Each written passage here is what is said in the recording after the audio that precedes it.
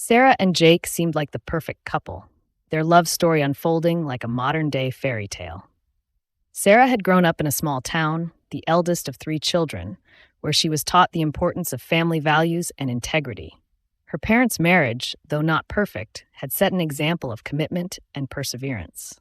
Jake, on the other hand, was raised in the city, an only child to career driven parents who, though loving, often left him to his own devices.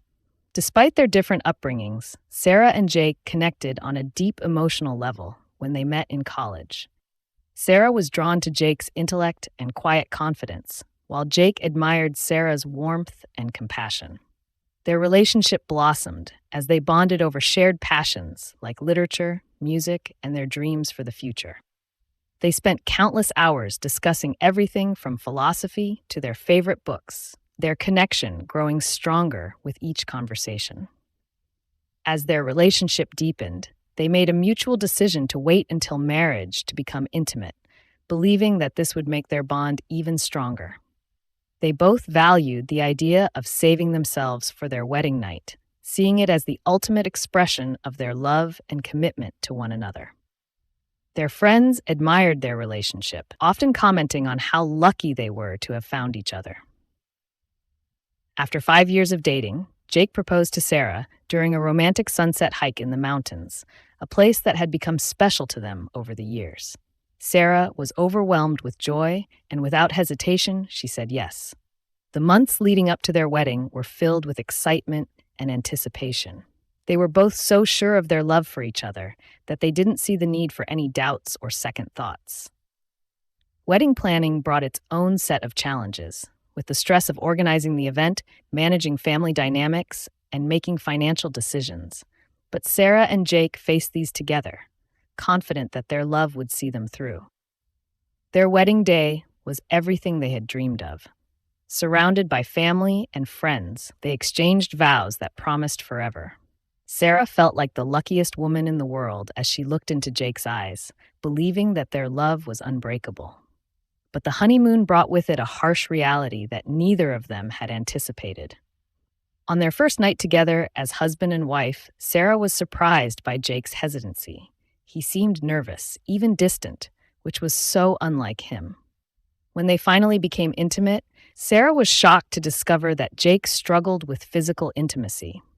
His confidence seemed to waver, and their time together was brief and unfulfilling.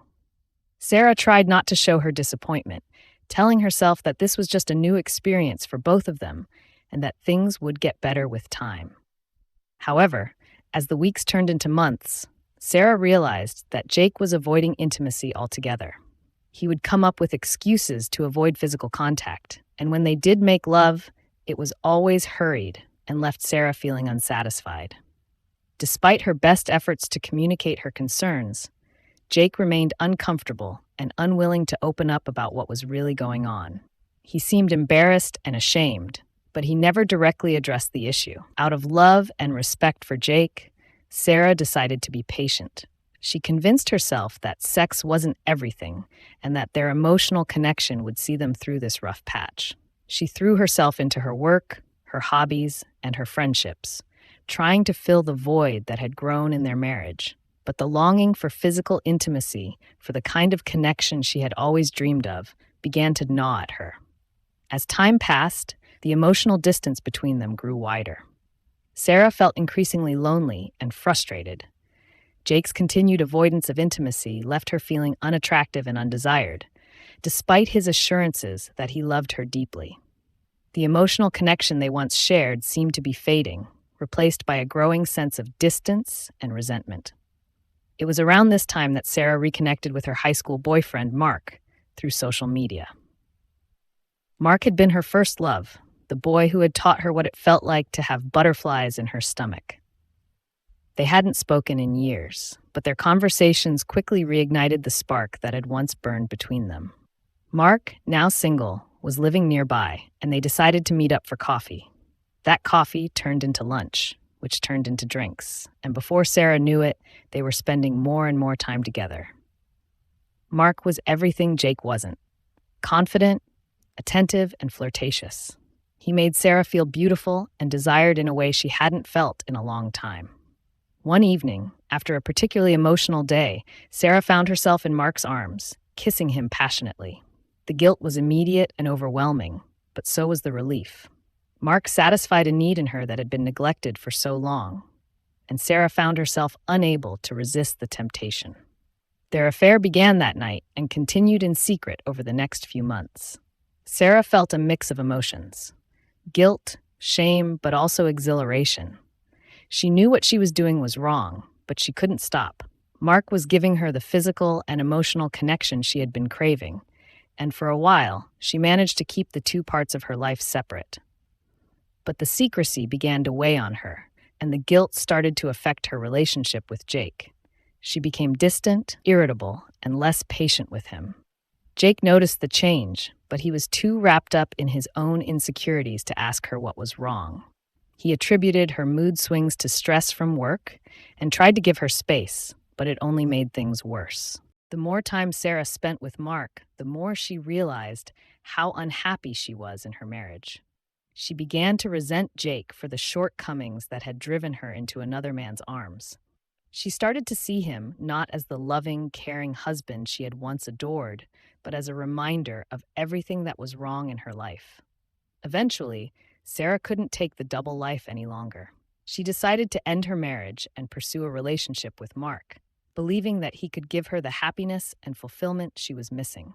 When she told Jake she wanted a divorce, he was devastated. He had no idea what had gone wrong and begged her to stay and work things out. But Sarah was resolute. She had already made up her mind, and there was no going back. After the divorce was finalized, Sarah felt a strange mix of emotions. There was relief, but also a sense of loss and regret. She had ended her marriage, a union she had once believed would last forever, and it wasn't an easy thing to walk away from. But she consoled herself with the thought that she was now free to be with Mark, the man who had reignited the passion she had been missing. However, when Sarah approached Mark about taking their relationship to the next level, she was met with hesitation. Mark, who had enjoyed the excitement of the affair, wasn't interested in anything serious. He admitted that while he cared for Sarah, he wasn't ready for marriage or a committed relationship. He enjoyed his freedom and wasn't looking to settle down anytime soon. Sarah was crushed. She had sacrificed everything for a chance at happiness with Mark, only to be rejected by the very man she had left her husband for. She realized too late that she had been chasing an illusion, a fantasy that couldn't be sustained in reality. Mark had been a temporary escape, not the answer to her problems.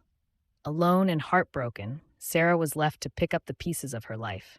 She had lost her marriage, her self-respect, and the man she thought she loved. The weight of her decisions hung heavy on her, and she struggled to move forward, haunted by the choices she had made. In the end, Sarah learned that true happiness couldn't be found in the arms of another person, but in understanding and accepting herself. It was a painful lesson, one that came with great cost, but it was the only way she could begin to heal and rebuild her life.